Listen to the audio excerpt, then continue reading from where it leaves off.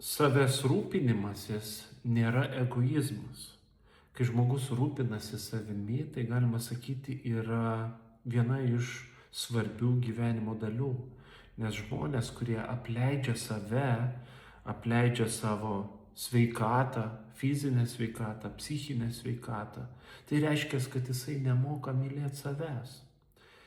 Aš nekalbu apie egoistus. Egoistai taip pat nemoka mylėti savęs, nes jie savo kenkia gyvendami egoistišką gyvenimą. Toks jau yra principas.